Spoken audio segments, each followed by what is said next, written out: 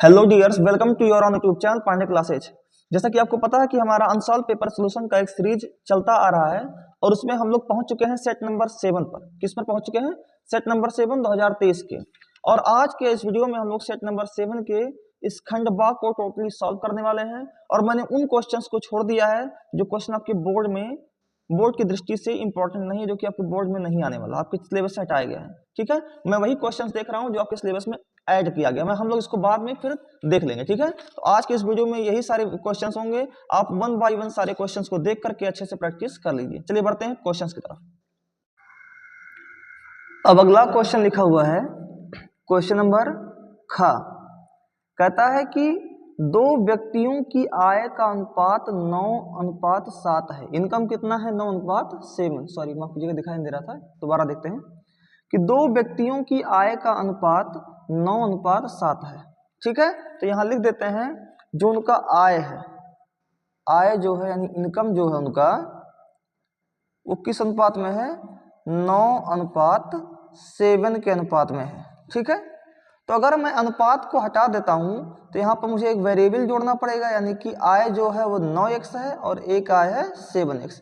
ये पहला व्यक्ति है और ये आपका दूसरा व्यक्ति है। ठीक है, पहला व्यक्ति और दूसरा व्यक्ति, एक व्यक्ति ये है और एक व्यक्ति ये है।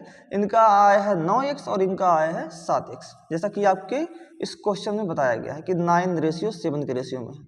उनके खर्चों का अनुपात 4:3 है। ठीक है, उनका खर्चा दिया हुआ है, यानी कि एक्सपेंडिचर दिया हुआ है,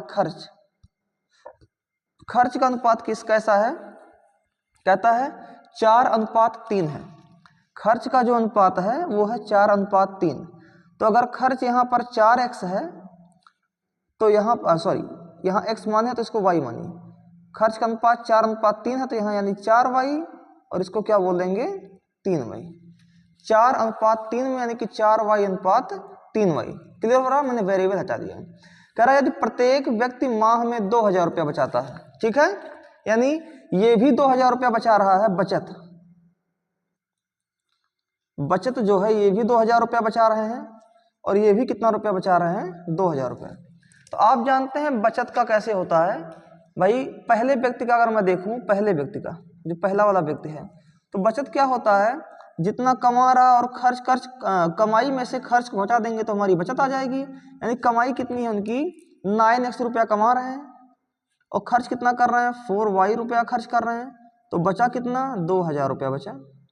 तो ये मेरा एक क्वेश्चन नंबर क्या बन गया? दूसरा, पहला बन गया।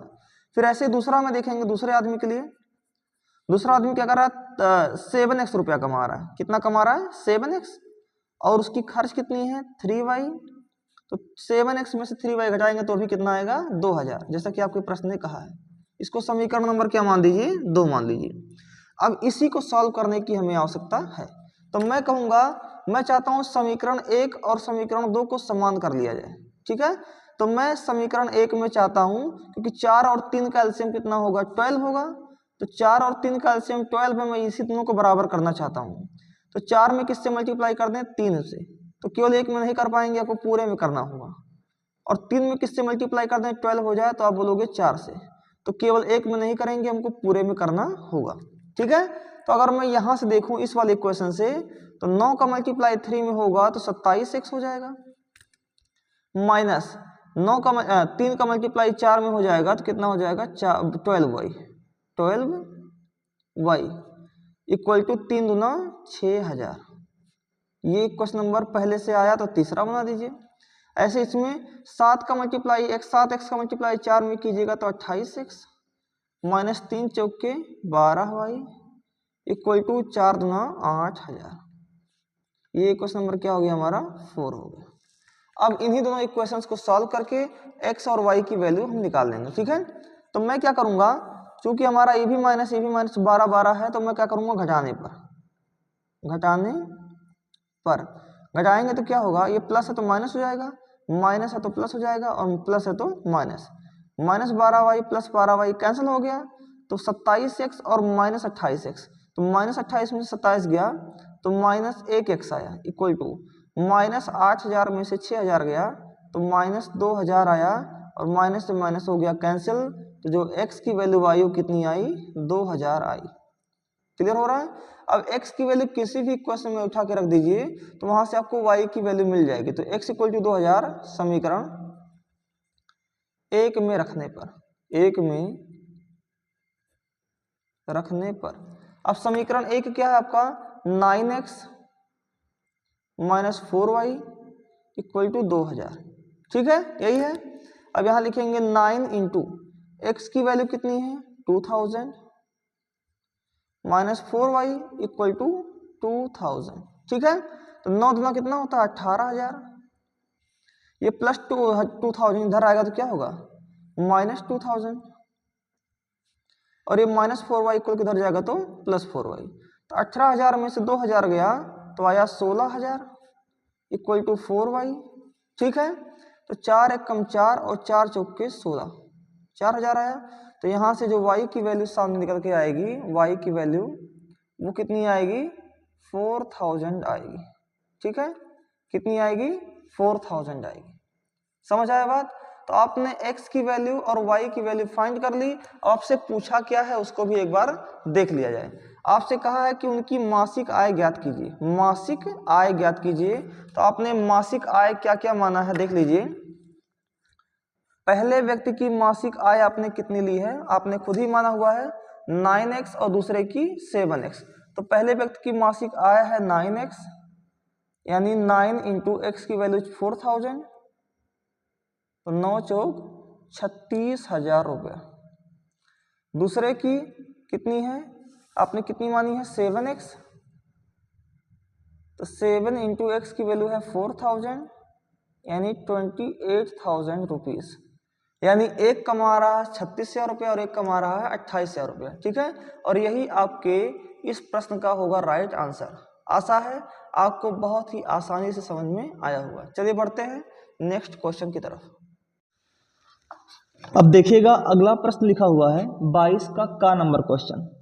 कहता है कि यह समीकरण क्या समीकरण x प्लस 2y माइनस 4 बराबर 0 तथा 2x प्लस 4y माइनस 12 दो रेल की पटरियों को निरूपित करते हैं। सबसे पहली बात तो आपको इतनी ही बतानी है, इसे ज्यामितीय विधि से व्यक्त कीजिए, इसे ज्यामितीय विधि से व्यक्त कीजिए। तो सबसे अच्छा काम मैं इसका ज्यामिति ही बना लेता हूँ। तो मैंने यहाँ पर इक्वेशंस को लिख लिया है।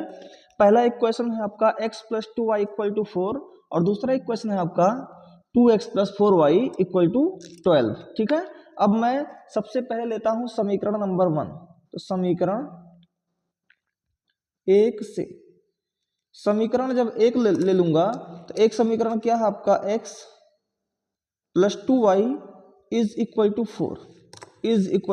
4।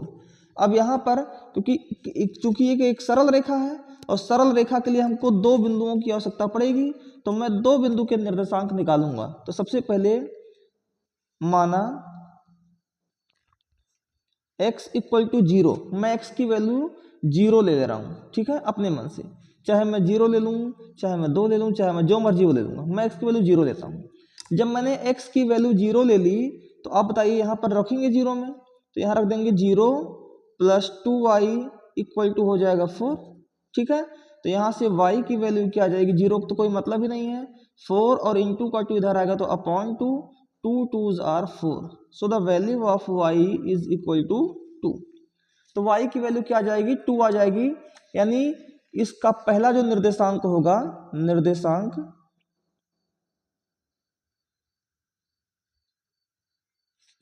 वो क्या होगा, एक होगा आपका 0 और एक होगा 2, क्योंकि x, y होता है तो x का निर्देशांक आया 0 और y का कितना आया 2 आया। क्लियर हो रहा है। फिर अगली बात आते हैं इसी प्रकार एक बार आपने x बराबर 0 माना, अब पुनः x बराबर 1 मान लीजिए, ठीक है। अब एक बार x बराबर 1 मान लीजिए या x बराबर 2 मान लीजिए, कुछ भी लीजिए, कोई फर्क नहीं पड़ता, मैं 2 ले रहा हूँ। अच्छा 2 क्यों ले रहा हूँ, क्योंकि 2 से उधर जाएगा 4 माइनस 2 होगा, 2 से 2 आसान से कट सकता है, ठीक है। तो जो आसानी से काम हो जाए मैं वही काम करना पसंद करूंगा। अब देखेंगे आप, तो इक्वेशन आपका x प्लस 2y बराबर 0 और आपने x की वैल्यू कितनी मान ली है 2, तो 2 plus 2y is equal to 4, ठीक है। तो यहां से 2y की वैल्यू क्या आ जाएगी 4 और माइनस 2 कितना होता है 2, तो 2 से 2 हो गया कैंसिल, तो value of y equal to कितना आ गया, 1 आ गया। तो जो दूसरा निर्देशांक आएगा, निर्देशांक माफ कीजिएगा, हाँ, जो दूसरा निर्देशांक आएगा वो क्या आ जाएगा आपका, पहला तो आपने x माना है 2 और y कितना आ गया है 1, यानी 2,1। तो अगर मैं यहाँ से एक लाइन ऐसे मैं खींचूं, ये रहा मेरा कार्तीय तल, हम इसी पर अपना लाइन को इंडिकेट करेंगे, ठीक है। ये होता है आपका x एक्सिस, ये होता है -x, ये होता है +y और ये होता है -y। क्लियर हो रहा है। बीच में होता है 0, यहाँ जाएगा 1 2 3 4 5 6, इधर आ जाएगा -1 -2 -3 -4 -5, ऊपर जाइएगा 1 2 3 4 5 6, इधर आइएगा -1 -2 -3 -4 -5 -6, ठीक है, ऐसे आता जाएगा। अब आपको क्या करना है, आपको पहला बिंदु देखना है कि पहला पॉइंट कहाँ होगा। तो पहले पॉइंट का निर्देशांक आपने क्या लिया है, 0,2 लिया है, यानी x अक्ष पर 0 और y अक्ष पर 2, तो 0,2 यानी कि पहला पॉइंट आपका यही है, इसी रेखा पर है। तो ये आपका पहला निर्देशांक हुआ 0,2, ठीक है, ये बिंदु हो गया। दूसरा बिंदु आपका क्या है, 2,1, यानी x पर 2 और y पर कितना 1, यानी ये वाला पॉइंट आपका होगा। x पर 2 के सामने और y पर 1 के सामने ये वाला पॉइंट आपका होगा, इसका निर्देशांक होगा 2,1। और आपको इससे लाइन खींचना है, तो इन दोनों पॉइंट्स को ऐसे मिलाते हुए एक लाइन खींच दीजिएगा, इन दोनों ही पॉइंट्स को मिलाते हुए एक लाइन खींच देंगे इसे, ठीक है, कोई दिक्कत नहीं, समझ आई बात। अब अगला देखते हैं। अब आपको ये तो आपकी पहले लाइन से हो गया, x + 2y = 4 से मैंने एक लाइन खींच दिया। और दूसरा है आपका 2x + 4y = 12 से। अब हम इससे लाइन खींचने चल रहे हैं, ठीक है। देखिए मैं बिल्कुल विस्तार से समझाने का प्रयास कर रहा हूं, अगर आपको नहीं समझ में आएगा तो आप कमेंट करते रहिएगा, ठीक है। अगला आपका है इसी प्रकार अगला इक्वेशन है आपका 2x + 4y = 12, ठीक है। अब यहाँ पर आप x की वैल्यू अपने तरफ से कुछ भी लीजिए। मैं मानता हूं कि x इक्वल मैं ले रहा हूं इस बार 3 या 4 ले रहा हूं, ठीक है, 4 ले लिया। अब x की वैल्यू मैंने 4 लिया, तो 2 4 8 8 हाँ ठीक है, 4 ले लिया मैंने। अगर मैंने x = 4 ले लिया, तो यहाँ पर रखेंगे 2 × x की वैल्यू कितना लिया आपने 4 और +4y = 12, तो 4y = क्या होगा 12 और +4 × 8 = किधर जाएगा, तो -8 होगा, ठीक है। तो यहाँ से y की वैल्यू क्या आ जाएगी, 12 में से 8 गया 4, इंटू का 4 = किधर आएगा, तो अपॉन में 4, 4 से 4 हो गया कैंसिल। तो जो y की वैल्यू निकल के आ जाएगी सामने, वो कितनी आ जाएगी, 1 आएगी, ठीक है। यानी जो निर्देशांक आपका होगा, निर्देशांक जो आपका होगा वो क्या होगा, x, y, और x की वैल्यू कितनी है यहाँ पर 4 है, और y की वैल्यू कितनी है 1 है, तो 4, 1 जो होगा वो आपका एक बिंदु का निर्देशांक आ गया। चूंकि लाइन खींचने के लिए आपको 2 बिंदुओं की आवश्यकता होगी, तो आप इसी प्रकार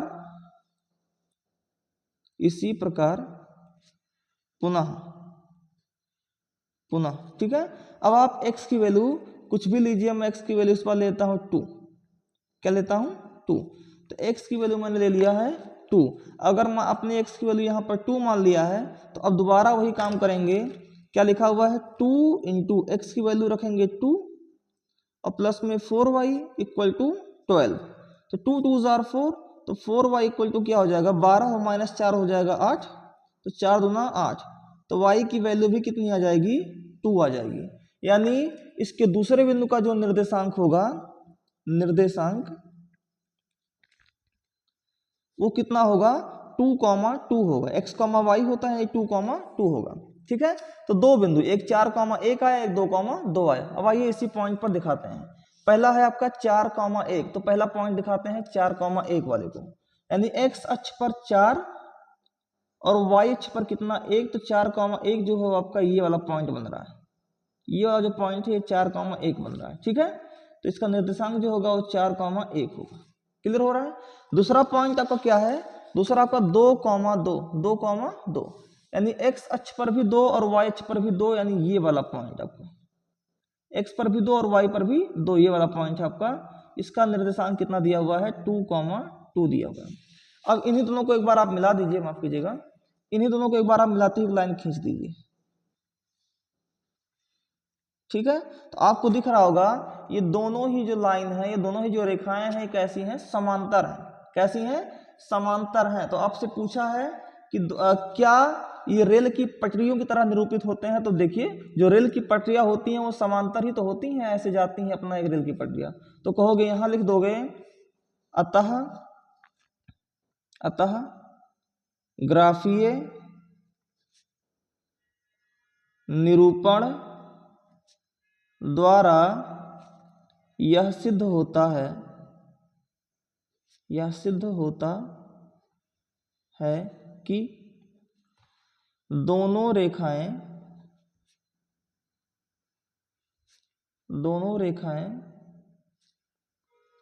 रेल की पटरियों को निरूपित करते हैं। ठीक है, और यही जो होगा हमारे इस प्रश्न का क्या होगा, राइट आंसर होगा। ठीक है, तो आशा है आपको, भले ही मैंने टाइम लिया आपका, लेकिन मैंने एक एक पॉइंट टू पॉइंट आपको समझाने का प्रयास किया और आपको समझ में भी आया होगा। चलिए बढ़ते हैं नेक्स्ट क्वेश्चन की तरफ। अब अगला क्वेश्चन देखिएगा भैया, लिखा हुआ है क्वेश्चन नंबर 22 का गा कि सिद्ध कीजिए कि बिंदु 3,2 -2, -3 और 2,3 एक समकोण त्रिभुज के शीर्ष हैं। ठीक है, ये तीनों किसके शीर्ष हैं, समकोण त्रिभुज के शीर्ष हैं। तो आइए देखते हैं, मैंने यहाँ पर क्वेश्चंस को लिख लिया है, त्रिभुज बना लिया है, और इसी को देखना है कि क्या ये समकोण त्रिभुज के शीर्ष है या नहीं है। तो अभी मैंने त्रिभुज नहीं पता था कि ये समकोण त्रिभुज है या नहीं है, तो मैंने एक ओरल त्रिभुज बना लिया, चाहे ऐसा। ठीक है, अब आपको त्रिभुज, सबसे पहले त्रिभुज में भुजाओं की हमको आवश्यकता पड़ती है। तो भुजाएं क्या है, यानी कि ये पूरी भुजा आपकी D1 मान ली जाए, इसको D2 मान ली जाए और इसको D3 मान ली जाए। भुजाएं अगर निकल गई तो आपके लिए इजी हो जाएगा। अब चलिए, सबसे पहला काम मैं D1 निकाल लूँ। अब मैं जब D1 निकालने चल रहा हूँ, तो D1 के लिए क्या करना होगा आपको, यह है आपका D1, तो x1 - x2 का होल स्क्वायर, रूट बनाते हैं आप, और x1 यानी कि 3 -x2 यानी कि 2, तो 3 - 2 यानी कि 1 का स्क्वायर, प्लस y1 - y2, तो 2 - 3 - 1 का होल स्क्वायर हो जाएगा। भाई 2 - 3 कीजिएगा तो -1 है ना आएगा, सही है। तो यहां से 1 का स्क्वायर भी कितना होता है 1, और -1 का स्क्वायर भी कितना होता है 1, तो 1 + 1 कितना हो जाएगा, रूट में 2 हो जाएगा। अब ऐसे ही मुझे D2 निकालना है। क्या निकालना है, D2। अब D2 पे आइएगा, तो D2 में क्या होगा, x1 माइनस रूट के अंदर अंडर रूट x1 - x2 का होल स्क्वायर, यानी 3 - 2, 3 - 2 और इस पूरे का whole square, plus y1 - y2 का होल स्क्वायर, यानी कि 2 - 3, 2 -3 का होल स्क्वायर। क्लियर हो रहा है। तो यहां से आपको दिख रहा होगा कि 2 3 और माइनस माइनस क्या हो जाएगा, प्लस 3 और 2 5, 5 का स्क्वायर क्या होता है 25, और यहाँ भी 2 माइनस माइनस क्या होता है प्लस 5, 2 + 3 5, 5 का स्क्वायर 25। ठीक है, तो 25 और 25 कितना होता है, 50 होता है। और यहाँ से अगर मैं 50 का निकालूंगा तो रूट के अंदर आ जाएगा 2 × 5 × 5, और यहाँ से 5 बाहर निकल जाएगा, रूट के अंदर क्या बचेगा 2 बचेगा। ये आपका आ गया D2। अब मैं D3 निकालने चल रहा हूँ, D3 में भी क्या होगा, वही x1 - x2 का होल स्क्वायर और y1 - y2 का होल स्क्वायर। तो आइए देखते हैं, x1 यानी -2 और -2 -4 हो जाएगा, -4 का whole square, plus y1 - y2 का होल स्क्वायर, यानी कि -3 और -3, तो -3 कितना हो जाएगा, -6 का होल स्क्वायर, क्लियर हो रहा है। अब यहाँ से -4 का स्क्वायर होता है 16 और -6 का स्क्वायर होता है 36। 16 प्लस 36 क्या हो जाएगा 52। रूट के अंदर कितना हो जाएगा 52 हो जाएगा। ठीक है, अब आपको यहीं से सॉल्व करना होगा। आप जानते हैं 52 को क्या लिख सकते हैं 2 इंटू 2 इंटू 13। यहाँ से निकालिएगा तो 2 रूट कितना हो जाएगा 13 हो जाएगा। ठीक है, अब आपने पढ़ा हुआ है कि सबसे बड़ी भुजा का जो स्क्वायर होता है वो शेष दो भुजाओं के वर्गों के योग के अगर बराबर है तो वो कौन सा है समकोण त्रिभुज है, पाइथागोरस थ्योरम से। ठीक है, तो यहाँ लिख देंगे पाइथागोरस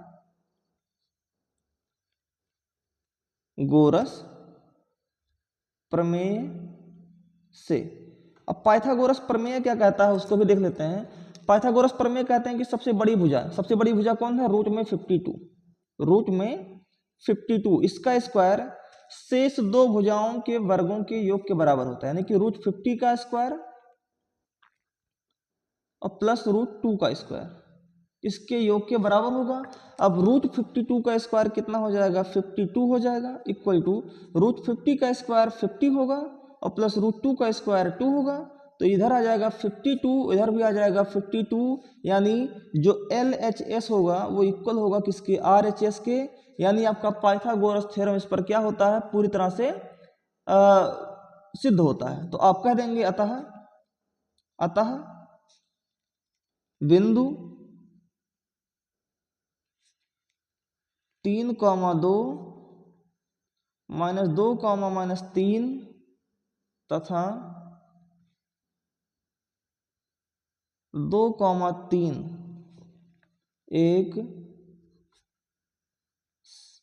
एक समकोण त्रिभुज के शीर्ष है, समकोण त्रिभुज के शीर्ष है। इतना ही आपको करना था, यही आपको क्या हो गया आंसर हो गया। तो आशा है आपको समझ में आ गया होगा। चलिए बढ़ते हैं नेक्स्ट क्वेश्चन की तरफ। अब नेक्स्ट क्वेश्चन है 4 नंबर क्वेश्चन। कहता है कि यदि निम्नलिखित आंकड़ों का माध्यक 525 है तथा बारंबारताओं का योगफल 100 है तो x और y के मान ज्ञात कीजिए। ठीक है, और ये आंकड़े आपके सामने दिए गए हैं। तो मैंने हूबहू ये आंकड़ा सेम आपकी इस पेज में मैंने कॉपी कर लिया है। ठीक है, अब इसी को हम लोग सॉल्व करने का प्रयास करेंगे। सबसे पहला काम तो आपसे कहा है कि जो माध्यक है, यहाँ मैं नीचे लिखता हूं, जो माध्यक है वो कितना दिया हुआ है 525 दिया हुआ है। ठीक है, ये उसने दिया है। अब आपको बताना है कि जो माध्यक आपका 525 दिया है वो किसके किसके बीच में है। ठीक है, तो 525 500 और 600 के बीच में होगा, तो यही आपका क्या होगा, यही आपका माध्यक वर्ग होगा। ये कौन सा वर्ग होगा आपका माध्यक वर्ग होगा, माध्यक वर्ग होगा। और अगर आपका ये माध्यक वर्ग है तो जो ये इसके सामने और जो बारंबारता होगा ये होगा आपका f। ये क्या होगा आपका f होगा, इसमें आपको कोई डाउट नहीं होना चाहिए। ठीक है, अच्छा f क्या होता है, जब आप माध्यक का फार्मूला पढ़ोगे, माध्यक बराबर 525 दिया हुआ है, माध्यक का फार्मूला क्या होता है L plus n/2 minus CF upon F into H, यही होता है। और ये कुल किसके दिया है 525 के। आपको L की वैल्यू निकालनी है, आपको N की वैल्यू निकालनी है, यही सब आपको फाइंड करना है। अच्छा, तो मैं सब कुछ यहाँ पर आपको निकालने का प्रयास करता हूँ, सब कुछ समझाने का प्रयास करता हूँ। सबसे पहला काम तो n/2 क्या होता है, n क्या होता है, n जो होता है यहाँ पर आपको बारंबारताओं का योगफल कितना दिया हुआ है 100 दिया हुआ है। तो जो बारंबारताओं का योगफल होता है वही आपका n होता है। और आपको n/2 निकालना है, यानी कि 100/2 निकालना है। इसका मतलब 2 50 में 100 यानी कि 50 आएगा n/2 की वैल्यू। क्लियर हो गया। फिर दूसरा आपको क्या चाहिए, आपको L चाहिए। L क्या होता है, जो आपका माध्यक वर्ग होता है, माध्यक वर्ग की सबसे छोटी सीमा को आप क्या बोलते हैं L बोलते हैं। जो माध्यक वर्ग का सबसे लोवेस्ट सीमा होता है, यानी L इक्वल टू कितना दिया हुआ है 500 दिया हुआ है। इतनी बात हो गई क्लियर। फिर अगली कहानी क्या है आपका CF क्या होता है और F क्या होता है। F तो आपने देख ही लिया 20 दिया हुआ, तो यहाँ लिख दीजिए F इक्वल टू कितना दिया हुआ है 20। आपको CF फाइंड करना। अच्छा, हाइट कितना है, H कितना है, एच क्या होता है, कितने कितने का अंतर है सब में, तो 100 का अंतर है, 700 से 800, 100 का अंतर, 800 से 900, 100 का अंतर, तो यहाँ पर 100 का क्या हो रहा है, डिफरेंस हो रहा है, यानी कि वही आपकी हाइट है। आपको फाइंड क्या करना है, सी एफ के लिए क्या करना होगा, देखेंगे संचयी बारंबारता निकालना होगा, और संचयी बारंबारता निकालने के लिए सबसे पहले इसके सामने लिखो 2 में 5 ऐड करेंगे 7 में x ऐड किए 7 प्लस एक्स, 7 प्लस एक्स में 12 ऐड किए 19 प्लस एक्स, इसमें 17 ऐड किए 19 7 16 19 7 26, 26 10 36 प्लस एक्स, ठीक है।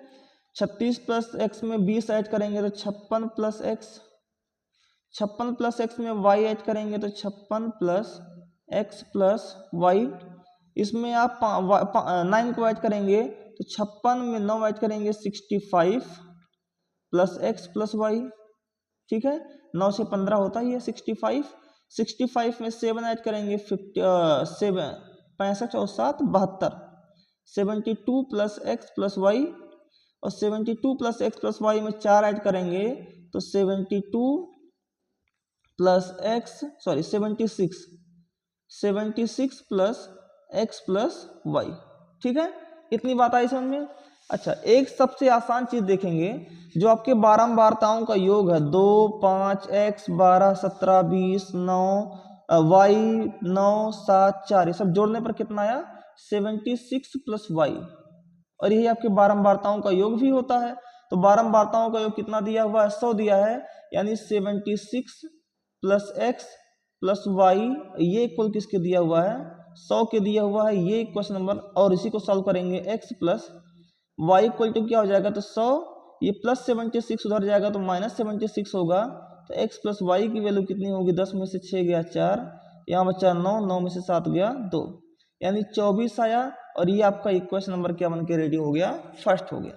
क्लियर हो रहा है। अब यहाँ से आपको माध्यक वाले फॉर्मूले में लगाना है, सारी चीजें यहाँ से आपको निकल जाएंगी। अच्छा, सी एफ क्या होता है, n/2 की वैल्यू कितनी आई, 50 आई है, तो 50 से जस्ट एफ के जस्ट ऊपर वाला नंबर ही क्या होता है, हमारा सी एफ होता है।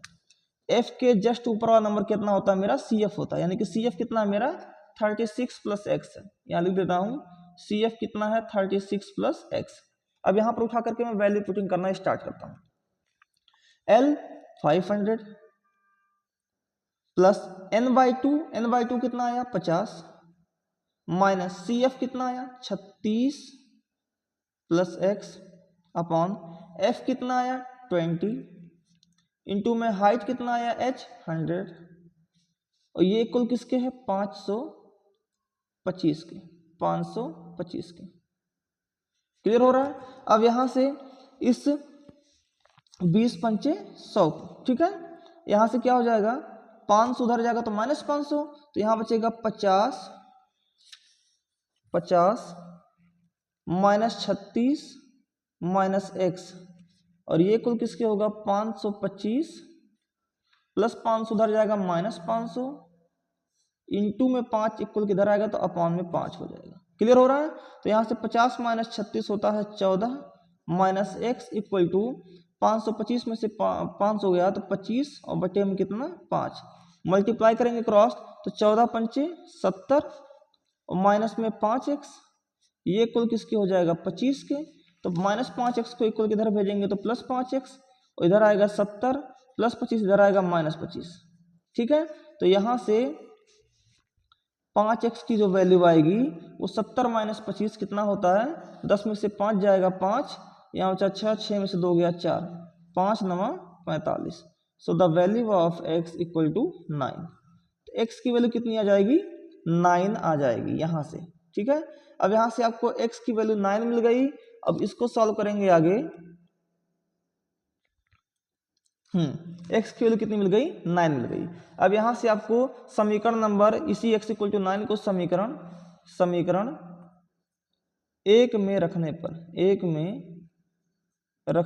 पर समीकरण 1 क्या है आपका x plus y equal to 24, यहाँ देखिए समीकरण 1 है x plus y equal to 24, तो x की वैल्यू कितनी है 9 प्लस वाई इक्वल टू 24, तो y की वैल्यू कितनी आ जाएगी 24 माइनस 9 यानी कि 15 आ जाएगी। x की वैल्यू y आपकी 9 और y की वैल्यू कितनी आ गई 15 आ गई। और आपकी यही इस प्रश्न का जो राइट आंसर है यही आपको निकालना था। आपको कहा था कि x और y के मान ज्ञात कीजिए, तो x की वैल्यू आई आपकी 9 और y की वैल्यू कितनी आई 59। तो आशा है आपको ये क्वेश्चन अच्छे से समझ में आया होगा। अगर आपको समझ में आ रहा है तो वीडियो को लाइक करते रहिए और चैनल को सब्सक्राइब करते रहिए। चलिए बढ़ते हैं नेक्स्ट क्वेश्चन की तरफ। अगला क्वेश्चन लिखा हुआ है 22 का घ नंबर क्वेश्चन। लिखा कि आकृत OA इंटू OB, आकृत में OA इंटू OB बराबर OC इंटू OD, तो दर्शाइए कि एंगल A बराबर एंगल C और एंगल B बराबर एंगल D। और ये आपके सामने फिगर बना हुआ है, ठीक है। तो हूबहू यहाँ मैंने इसको नोट कर लिया है। क्लियर हो रहा है? ये दिया है, इसको आपको दिखाना है, ये फिगर है। क्लियर हो रहा है? अब आपको क्या करना है, आपको दो ट्रायंगल लेना है और दोनों ट्रायंगल कौन कौन से हैं इसमें लिखा हुआ है। पहली बात तो देख लीजिए, गिवन है क्या, OA into OB is equal to OC into में OD। क्लियर हो रहा है? तो आप इसको एक तरफ करें OA अपॉन इस OC को इधर ले आइए तो upon OC is equal to OD, और इस OB को इधर लेकर जाएंगे तो अपॉन OB। ठीक है, इतनी बात समझ में आ रही है? इसको एक क्वेश्चन नंबर मान लीजिए फर्स्ट। फिर आइए, त्रिभुज AOB तथा त्रिभुज त्रिभुज AOD तथा त्रिभुज COB से या में। ठीक है, अब क्या करना है, इसमें आपको ये दोनों एंगल इक्वल दिख रहे होंगे। क्यों दिख रहा है? शीर्षाभिमुख कोण। तो angle AOD is equal to angle BOC। Reason क्या लिखेंगे? शीर्षाभिमुख कोण। और शीर्षाभिमुख कोण आपस में क्या होते हैं? समान होते हैं। फिर आगे देखिए, फिर अगला आपसे क्या कर रहा है, आप बताइए मुझे। उसमें लिखा है कि जो OA की संगत भुजा है, OA की संगत भुजा क्या है? OA की संगत भुजा क्या है? OC है। ठीक, तथा OD की संगत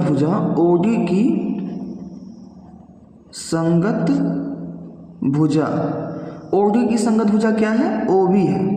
और ये दोनों कैसे हैं? OA की संगत भुजा OC तथा OD की संगत भुजा OB समानुपाती हैं। कैसी हैं? समानुपाती हैं। ठीक है, और अगर समानुपाती हैं तो आप कह सकते हैं अतः त्रिभुज AOD ये समरूप होगा त्रिभुज COB के। ये तो समरूपता का नियम है। और रीजन क्या लिखेंगे वहां पर? SAS यानी भुजा कोण भुजा प्रमेय से। ठीक हो रहा है? भुजा कोण भुजा प्रमेय से। इतनी बात समझ में आई? तो अब बताइए, अगर ये दोनों त्रिभुज मैंने समरूप सिद्ध कर दिया तो इस त्रिभुज का कोई भी पार्ट इस त्रिभुज के किसी भी पार्ट के इक्वल बोल सकता हूं मैं। इसका मतलब इस त्रिभुज का एंगल A इस त्रिभुज के एंगल C के क्या बोल सकता हूं? इक्वल। अतः एंगल A इक्वल होगा किसके? एंगल C के। और इसी प्रकार इस त्रिभुज का एंगल B और इस त्रिभुज का एंगल D, इन दोनों को भी इक्वल बोल सकता हूं मैं। यानी एंगल B जो होगा वो इक्वल होगा किसके? एंगल D के। रीजन क्या लिखेंगे? समरूप त्रिभुज की संगत अंग समान होते हैं। और यही बात आपको क्या करनी थी? प्रूव करनी थी। ठीक है, यही आपका क्या हो गया? प्रूफ। समझ में आई बात? आशा कि आपको एक क्वेश्चन समझ में आ गया। चलिए बढ़ते हैं नेक्स्ट क्वेश्चन की तरफ। अब अगला क्वेश्चन लिखा हुआ है 23 का 8वां नंबर क्वेश्चन कि एक 4 सेंटीमीटर त्रिज्या वाले, देखिएगा ध्यान से, एक 4 सेंटीमीटर त्रिज्या वाले वृत्त के त्रिज्य खंड का क्षेत्रफल होगा। यानी कि त्रिज्या कितना है? 4 centimetre. Radius R equal to कितना दिया हुआ है? 4 सेंटीमीटर। ठीक है, कह रहा है 4 सेंटीमीटर त्रिज्या वाले वृत्त के त्रिज्य खंड का क्षेत्रफल होगा जिसका कोण कितना दिया हुआ है? 30 डिग्री। तो आपसे पहले त्रिज्य खंड का क्षेत्रफल पूछा, थीटा कितना दिया है? 30 डिग्री। आपसे सबसे पहले त्रिज्य खंड का क्षेत्रफल पूछा है, तो त्रिज्य खंड का क्षेत्रफल, त्रिज्य खंड का क्षेत्रफल equal to pi R square theta upon 360 degree. ठीक है, अब यहां से पाई की वैल्यू कितनी होती है? पाई की वैल्यू होती है, अब पाई की वैल्यू होती है 22/7 इंटू आर। आर की वैल्यू कितनी है? 4, और स्क्वायर यानी 4 कितने टाइम्स है? 2 टाइम्स। और थीटा कितना डिग्री दिया हुआ है? 30 डिग्री। और अपॉन में कितना दिया हुआ है? अपॉन में 30। ठीक है, तो क्या अपॉन में 360, माफ कीजिएगा, अपॉन में कितना? 360। तो 30 से 30 से कम 30, 12 तियां 36, 12 बार जाएगा, 4 तियां 12। ठीक है, तो ऊपर आ जाएगा आपका 22 गुणे 4 88, और अपॉन में 7 त्रिक 21। अब 88 में 21 से जब आप डिवाइड कीजिएगा तो 21 चौक 84, 4 बचा, डेसिमल लग गया, 0 बढ़ गया, 21 एकम 21। ठीक है, 10 में से 1 गया, 9 आया, यहाँ बचा 3, 3 में से 2 गया 1, 19 आया। डेसिमल लगा हुआ क्या बढ़ जाएगा? 0 बढ़ जाएगा। ठीक है, 9 बार लेके जाएंगे, 9 एकम 9 और 9 दूना 18, 189 आया। फिर रिमाइंडर कितना बच गया? 1, यानी 4.19। जब आप डिवाइड कीजिएगा तो आएगा 4.19, ये लगभग आंसर आएगा। ठीक है, और यही आपका सेंटीमीटर स्क्वायर, यही आपके इस क्वेश्चन का क्या होगा? राइट आंसर होगा। और इसमें ये पहला क्वेश्चन था। ठीक है, अब इसी में एक क्वेश्चन और भी पूछा है आपसे, कहता है कि साथ ही संगत दीर्घ त्रिज्यखंड का भी क्षेत्रफल ज्ञात कीजिए। आपसे त्रिज्यखंड का क्षेत्रफल पूछा था, त्रिज्यखंड यानी लघु त्रिज्यखंड का क्षेत्रफल पूछा था। अब आपसे संगत दीर्घ त्रिज्यखंड का क्षेत्रफल आपसे पूछ रहा है, तो यहां लिखेंगे दीर्घ त्रिज्यखंड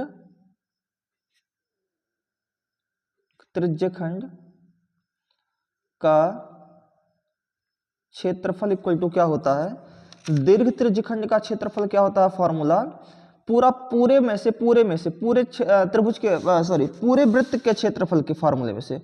अब पूरे वृत्त का क्षेत्रफल क्या होता है? पाई आर स्क्वायर। पूरे वृत्त के क्षेत्रफल में से अगर मैं ये त्रिज्यखंड यानी कि लघु त्रिज्यखंड, ठीक है, अगर मैं लघु त्रिज्यखंड का क्षेत्रफल सब्ट्रैक्ट कर दूं तो लघु त्रिज्यखंड का क्षेत्रफल कितना आया? 4.19 आया है। इसको मैं सब्ट्रैक्ट कर दूं तो क्या मेरा दीर्घ नहीं आ जाएगा? भाई पूरे में से अगर मैं लघु को घटा दूं तो दीर्घ वाला बचेगा भाई। ठीक है, अब यहीं पर हम रखते चले जाते हैं वैल्यू।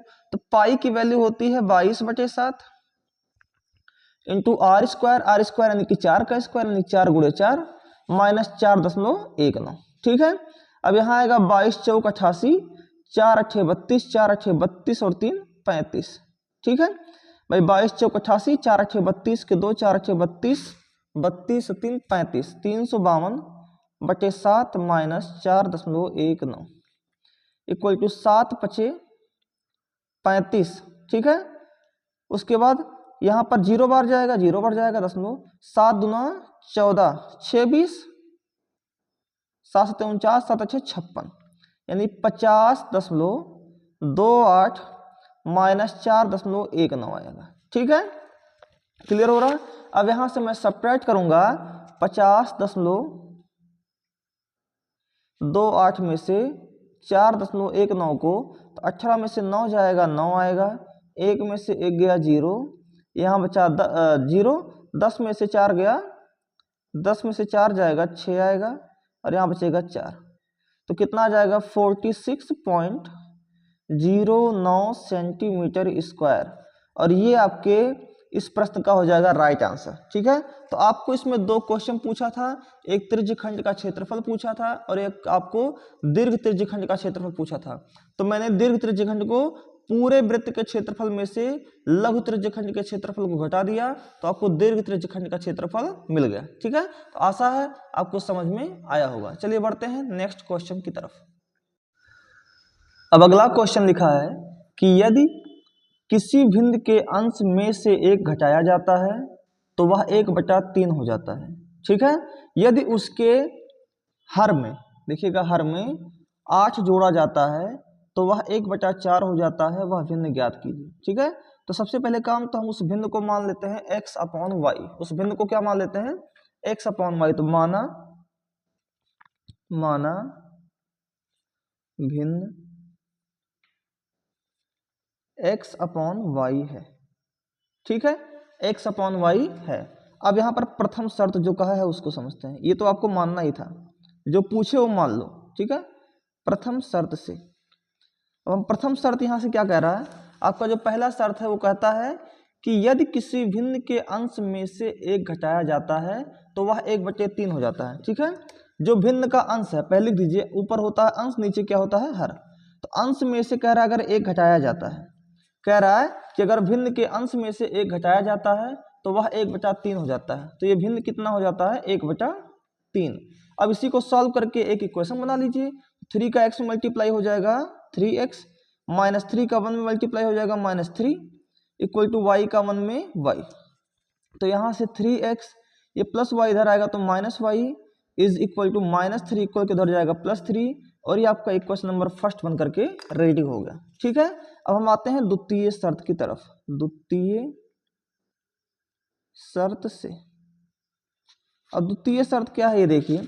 दूसरा शर्त आपका क्या कह रहा है, कह रहा है यदि उसके हर में 8 जोड़ा जाता है। यहाँ देखेंगे लिखा हुआ है कि यदि उसके हर में 8 जोड़ा जाता है तो वह 1/4 हो जाता है। ठीक है, तो द्वितीय शर्त आपका फिर वही फ्रैक्शन है x अपॉन वाई। इस बार इसके हर में कितना जोड़ा जा रहा है, 8 जोड़ा जा रहा है। इसके हर में कितना जोड़ा जा रहा है, 8 जोड़ा जा रहा है। तो वो भिन्न कितना हो जा रहा है, 1/4 हो जा रहा है। भिन्न कितना हो जा रहा है, 1/4। तो ये इक्वल किसके हो जा रहा है, 1/4 के। अब इसी को सॉल्व कर लेंगे क्रॉस मल्टीप्लाई करके। 4 का x मल्टीप्लाई हो गया 4x equal to Y plus 8 का मल्टीप्लाई 1 में हुआ तो y प्लस 8 ही आएगा। क्लियर हो रहा है। तो यहां से 4x, ये प्लस वाई इक्वल किधर आएगा तो -y इज इक्वल टू 8, और ये क्वेश्चन नंबर सेकंड हो सकता है। ठीक है, अब आपको क्या करना है, समीकरण 1 और 2 को हल कर लीजिए। तो समीकरण 1 माइनस समीकरण 2, ये हम कर सकते हैं। ठीक है, तो जब हम करेंगे तो बायां पक्ष से घटता है और दायां पक्ष दाएं पक्ष से। तो बायां पक्ष क्या है, 3x माइनस वाई, इसमें से हम घटाएंगे किसको, 4x माइनस वाई को। तो ये प्लस 4x है तो हो जाएगा -4x, माइनस वाई है तो हो जाएगा प्लस वाई। भाई घटाने पर सिंबल चेंज हो जाता है, तो ये प्लस है तो क्या हो जाएगा माइनस, और ये माइनस है तो क्या हो जाएगा प्लस, इक्वल टू दायां पक्ष से घटेगा। तो यहाँ तो 3 है, लिख दीजिए 3। अब ये +8 है तो घटाने पर सिंबल चेंज होता है तो -8, कोई दिक्कत नहीं है। यहाँ से -y और +y कैंसिल हो गया, -4 + 3 -1x इक्वल टू -5, माइनस से माइनस हो गया कैंसिल, x की वैल्यू कितनी आ गई, 5 आ गई। ठीक है, तो x की वैल्यू हमारी आ गई 5 आई। अब इसी तरह आप x की वैल्यू किसी भी क्वेश्चन में रख दीजिए। x की वैल्यू x बराबर 5 समीकरण 1 में रखने पर अब समीकरण 1 क्या है आपका, 3x minus y is equal to 3। तो 3 इंटू एक्स की वैल्यू कितनी है 5, minus y is equal to 3। इस माइनस वाई को इक्वल किधर भेजेंगे तो प्लस वाई हो जाएगा, और यहाँ 3 × 5 = 15, ये +3 इधर आएगा तो इधर आएगा -3 हो जाएगा। तो 15 में से 3 जाएगा 12, और ये इक्वल किसके हो जाएगा, y के, यानी y की वैल्यू कितनी आ जाएगी, 12 आ जाएगी। ठीक है, तो यहाँ लिखेंगे अतः भिन्न बराबर x अपॉन वाई, और x की वैल्यू कितनी है हमारी 5, अपॉन y की वैल्यू कितनी है 12, और 5/12 जो है वो इस प्रश्न का क्या होगा, राइट आंसर होगा, और यही इस प्रश्न का आंसर है। ठीक है, तो आशा है आपको समझ में आया होगा। चलिए बढ़ते हैं नेक्स्ट क्वेश्चन की तरफ। अगला क्वेश्चन लिखा हुआ है, यदि 24 वाला क्वेश्चन, कि यदि BL और CM एक समकोण त्रिभुज ABC की माध्यिकाएं हैं जिसका कोण A बराबर 90 डिग्री है, तो सिद्ध कीजिए कि 4BL² + CM² equal to 5BC²। ठीक है, तो आइए समझते हैं क्वेश्चंस को। सबसे पहले तो आपको ज्ञात है त्रिभुज ABC में एंगल A कितना है, 90 डिग्री। ठीक है, ये आपको ज्ञात है, उसमें दिया गया है। फिर दूसरी चीज, BL तथा CM जो है वो माध्यिकाएं हैं। जो ABC त्रिभुज है उसमें जो BL है और जो CM है ये कैसी हैं, माध्यिकाएं हैं। ये जो BL है, BL यानी कि AC पर माध्यिका क्या है BL, और AB पर माध्यिका क्या है CM। ठीक है, सिद्ध क्या करना है आपको कि 4bl square plus C M square equal to 5bc square, ये आपको सिद्ध करना है। उपपत्ति में क्या करना है आपको, सबसे पहले जो दो त्रिभुज बने उन्हीं दोनों त्रिभुज को ले लीजिए।